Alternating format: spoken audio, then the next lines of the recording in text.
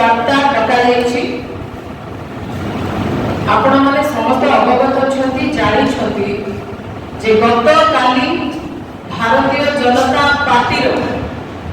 राज्य कार्यकारिणी बैठक पुरी रे अनुष्ठित हे जेछि सेथिरे तांको दलर राष्ट्रीय अध्यक्ष श्रीजुक्त जेपी नड्डा मुख्य अतिथि भाव में जोगदे जो उक्ति रखिले ता तांकर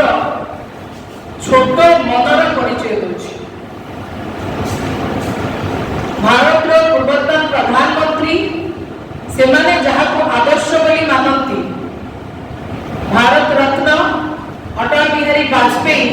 गोटे कथा कहते से कथा आपण माने भी मन रखिछन जे छोटा मन से कोई बड़ा नहीं होता, टूटा मन से कोई खड़ा नहीं होता। जेपी नड्डा का शब्द जो शब्द मान से काली आपण मान पाखरे रखी से शब्द स्पष्ट भाव में बाहरी जाउची जे तांको मन केते छोट आ से माने ए साधारण निर्वाचन परे केते भांगी पड़छ ना तांकर ओडिसा वासी प्रति भल पाइबा थिला अकाउंटेबिलिटी थिला ना किछि थिला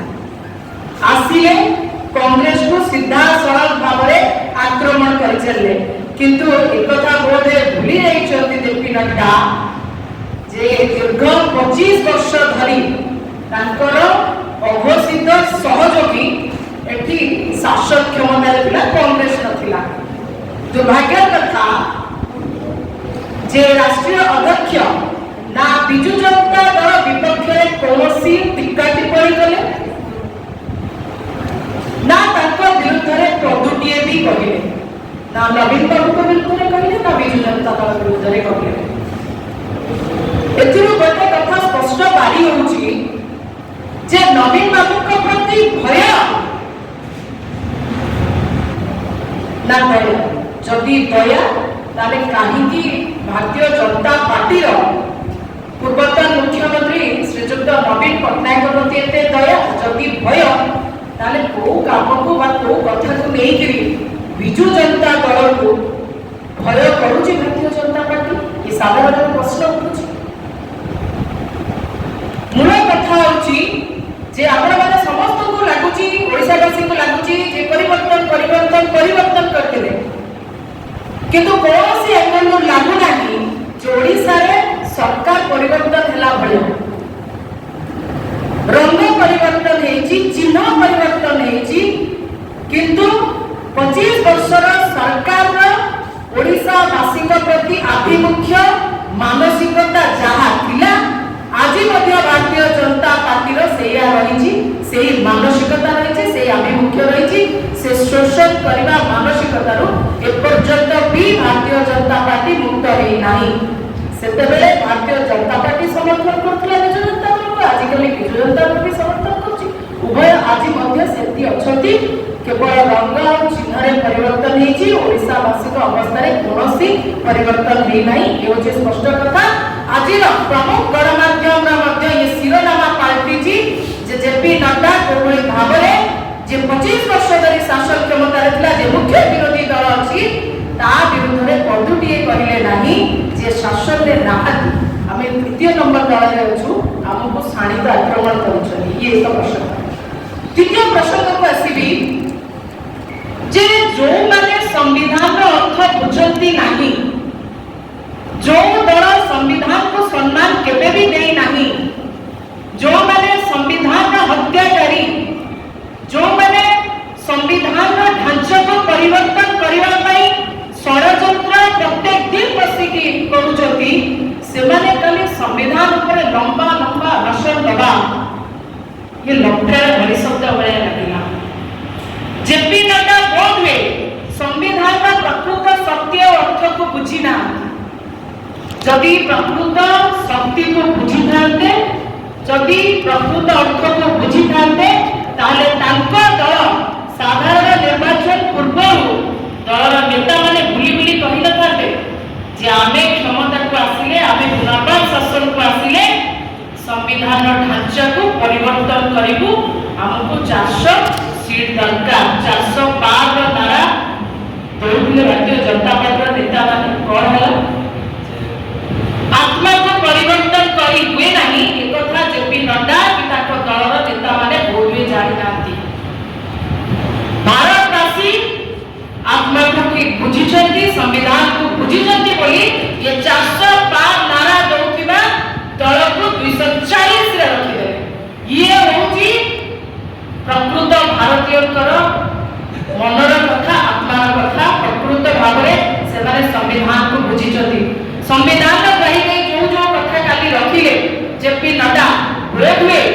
ए शब्द ताको प्रति प्रयोज्य हो कि नहीं मैं जानि नहीं मते लागिला जे राजनैतिक अपरिपक्वता ताको भीतर एबे भी रहिछि किंबा रुग्ण मानसिकतार परिचय से देछथि जोगी नड्डा जी संविधान रो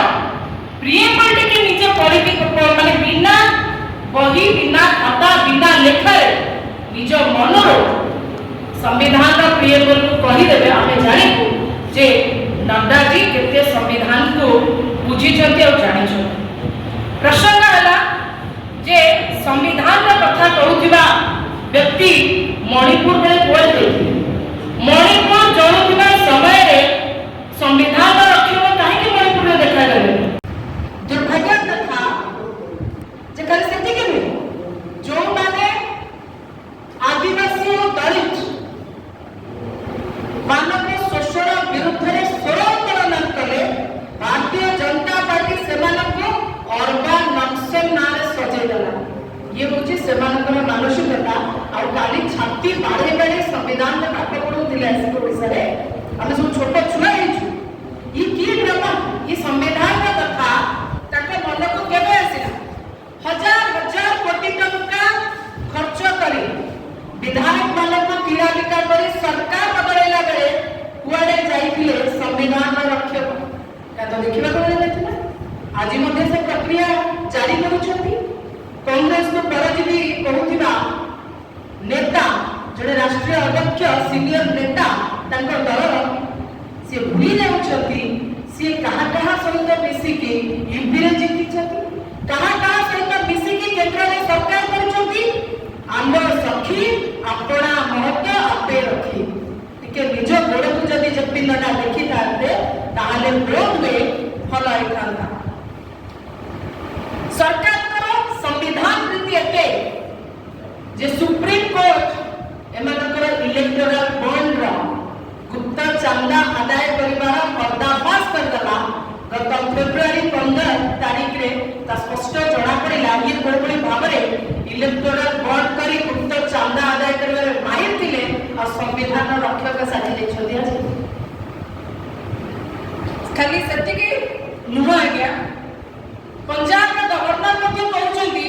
जे से कोडे विधानसभा रे बजट अधिवेशन करि देबे नाही जो माने संविधान रक्षक आगे सेमानक पाखरे एबडी उक्ति तो शोभा पाएनी कोडे गला संविधान रक्षककारी माने कोडे पड़े सबटो बड़ा हमला हेची मीडिया ऊपर